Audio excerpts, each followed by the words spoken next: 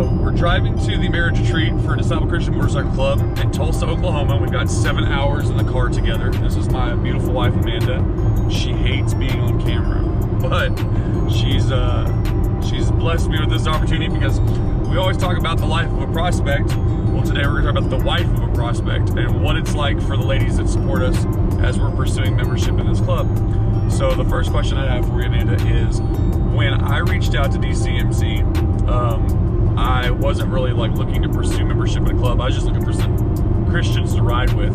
But once it became kind of apparent that I was probably going to try to support and pursue membership, what was your first thoughts? Like when I said motorcycle club, what did you think?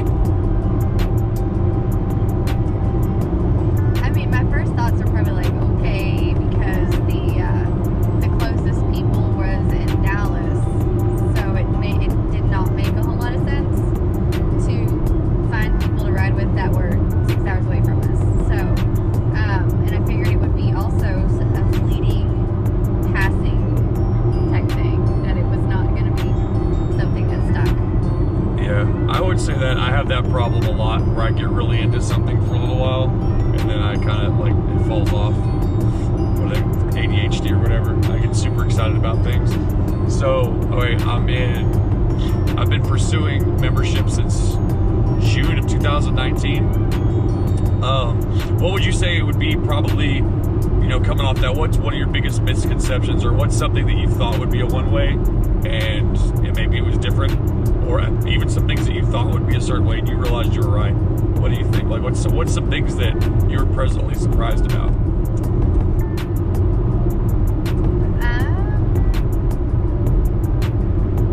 I was surprised at some of the relationships that were formed and how organic it was and natural, because I'm not that type of person, and it went both ways. It was relationships not just for you, but for me and for the kids as well. So it's something that can involve everybody. So that was very surprising to me, because I went into it thinking that it was only you and I didn't want anything to do with it, and I think that has slowly changed. Okay, so I mean, so it'd be safe to say, like, I know you, and I'm not saying this to be like, what's the word? I'm not insulting you to say that like you were perfectly fine not being the center of attention, not being stuck in there like trying to meet new people. I think the funniest part about the girls that you've met, I say the girls, the ladies, the wives that you've met in the club is, for the most part, you're all pretty much the same in that aspect. Like, you are not the people that are, let me go be best friends with this new person, Mm-hmm. With that being said, though, I think it's kind of funny that you and the friends you've made are kind of like a welcome wagon. I've seen y'all on more than one occasion trying to welcome the new person and know what it feels like to be that person. Okay, so for the next question, let's see, what is something that it's like hard for you to come to terms with me being a prospect in the motorcycle club? Like something I would say you don't agree with, or maybe you don't agree with, but just something that for you personally has been kind of an adjustment, or something that you prefer not to have done. I particularly struggle with runs and events and things like that, because I'm such an introverted person and I don't have a plethora of relationships built up quite yet, that I don't like being separated. I gotcha. Whenever there's a run or something, so I do actively avoid some events because of that. Now, with that being said, though, would you ever consider, we call it being a prospect, like, do you feel like I neglect you, or do you feel like I balance my responsibilities? Do you feel checked on, but just not to the level that you would normally get if it was just me and you being James and Amanda, as opposed to Lighthouse and the name that shall not be named? Disciple Retro knows what I'm talking about. But do you feel like you still get checked on? It's just not the level of closeness physically that you would normally get from me just being your husband going to church on a Sunday? Now, yes, I think the balance is there and is better. In the beginning, though. Yeah, I would agree with that 100%. I think that when I was first prospecting, I don't think I prospect any less. If anything, I feel like I prospect harder than I did in the beginning, but I didn't know how to manage it. You know, and they say that a lot is that's where people mess up. They go too far. You know, or I don't want to say too far, but they don't balance everything. So yeah, I will definitely say that was a problem I had in the beginning. Would you see a positive being maybe when you're going to run? And I don't want to say runs because you haven't been to a run yet, but like events. You know, we do big things because for us, I guess you call it a run. It's like 6 hours for us to go to eat lunch with people. You know, and so it's almost like a run a weekend for us, even just to meet up.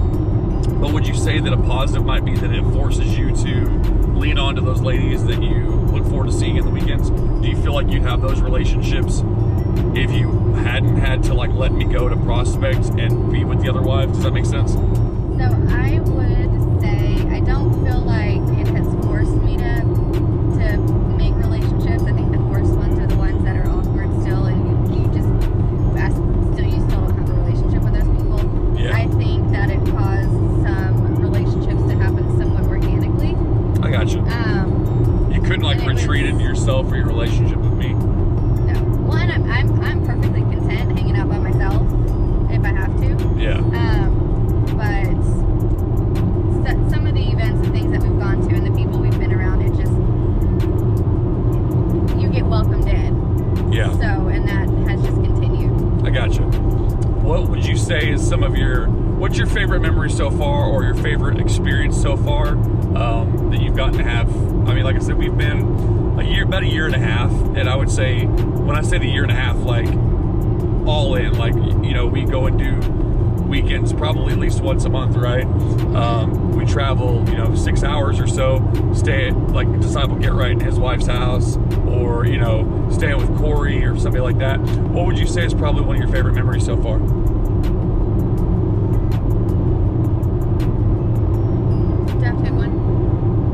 Whatever you want. I don't know. We just got married 2 weeks ago. That was nice, just because everybody was there. 2 weeks ago today, right? Did you say 2 weeks ago? Or 2 months ago today. 2 months ago. So I think that was nice because it was everybody came in, and everybody was there, but it was not an event, and it was natural, and it was fun. Did it feel weird having Disciple Retro be our pastor? El Cholo Pastor? No. Do you think, like, even a year ago, that would have been something you would have been comfortable with, though? No, because I didn't want to have a wedding. That is true. If it was up to her, it'd been Vegas. So what would you say is another, you said you had multiple, what would be another time that you enjoyed good memory, or? Well, Jessica, Disciple Get Right's wife, coming and stayed at the house because she was with us for almost a week with her daughter, and then getting to stay at the other Jessica's house when we went to go see them. Yeah. So it's you're still hanging around the club, people with the club, but it's not rushed. There's no agendas. It's just people hanging out. I got you. Well, and I would say, like, the one thing I'll give the Lone Star crew is, I mean, perfect example, you know, we're headed on our way to a marriage retreat right now, but last year's marriage retreat, there was no prospecting. We're prospecting for our wives. And so, I mean, it was kind of a fast pace, but I mean, you and I and Disciple Sandy and his wife, we were on the back of the bike, so we went out and had dinner, and then went cruise the mall because I forgot my shoes and stuff like that. I would say, you know, to circle back to what you said, I loved the fact that Disciple Get Right's wife, you know, his wife came and saw you with her daughter and had nothing to do. I mean, her husband was at a run with the club, but she came and saw you just because she came and saw you. I mean, it was y'all's weekend. I was there because I wasn't able to go to the run that weekend, but I mean, y'all would have been just as content hanging out by yourselves doing whatever. So I thought that was really cool, and that was probably one of the first times I saw you having your own thing as far as the club goes. So what are some things that you look forward to, like, in the future? Do you see yourself being the type of person that would maybe, you know, when another Amanda comes through, like, I make the joke because there's always 15 Jessicas, and, you know, but when you see somebody like yourself coming up, and whether I made a full patch or not, or maybe I'm still a prospect, do you yourself trying to help people out like that, or do you see that they have that kind of support system? Because I would like to think that you ladies help the other ladies out, you know what I mean? Like, y'all include them and stuff. It's not forced, like you said. Yeah. Well, and I'll probably still take time to fill people out. That's just my personality. I'm friendly with everybody, but it takes me a little bit to get to know you. Gotcha. So, but Yeah. I definitely will try. Do you see any positive changes in me as a person since being with DCMC? On the spot. I know. I mean, I was amazing before. I mean, let's be honest. Well, I think, yes. She's like, notice the deflection. Notice how that is the clinical social worker in her. She totally deflected that.